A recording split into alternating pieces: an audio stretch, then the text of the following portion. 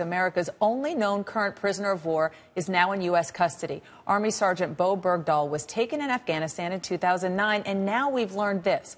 Special forces picked up Bergdahl at 10:30 a.m. Eastern from his captors in Afghanistan. In exchange for his release, the U.S. handed over 5 detainees from Guantanamo Bay. Bergdahl is now in a forwarding operating base in Afghanistan, and his family just hours ago learned he was free. The local Qatari government brokered the deal. Our Pentagon correspondent Barbara Starr is now joining us from the Pentagon. And Barbara, you have been all over this, giving us all of the details as the day has gone on, and you've got even more new information now. Jana, we are beginning to learn some of the, what to call them, exquisite security details that were in place by the U.S. military when this risky transfer took place on the Afghanistan border earlier today. It all did go smoothly. It was peaceful, not a shot fired, but there were plenty of security measures in place behind the scenes. What we do know now, U.S. officials confirming they had aircraft, they had assets in the air watching the transfer point just to make sure. They're not telling us whether they were fixed-wing aircraft or drones flying overhead, but suffice it to say there were eyeballs, plenty of them, on the transfer point as it was happening in case any kind of trouble was to break out. The Taliban, we are further told, set the transfer point several days ago, making it clear to the U.S. where they should come to pick up Bowe Bergdahl.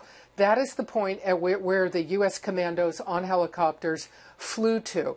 We are told that Sergeant Bergdahl was able to walk to the helicopter. That is a very good sign because his health had been frail by all accounts of the photos and the videos that we have seen. He was able to walk to the helicopter. Whether he had somebody with their arm around him or helping him, we don't know at this point. Further on the security measures, this is a very tricky business to discuss, but it would be standard military procedure for everyone at that site, the Taliban, but especially Bergdahl, before he got on the helicopter, standard procedure.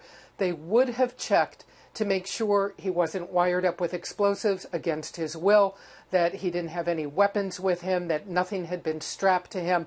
The military has been caught short in the past on situations where they think they're dealing with friendly forces and they are not. So standard procedure would have been to search him.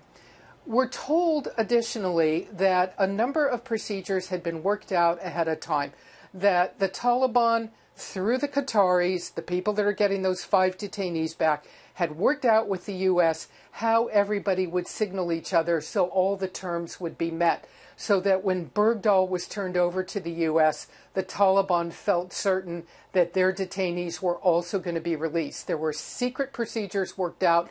We don't know what those were, but we are told there were signals and procedures, so both sides felt comfortable that the terms would be lived up to. And now, looking at the clock, those 5 detainees have been in the air from Guantanamo Bay for about an hour and a half. It will be several hours before they land back in Qatar.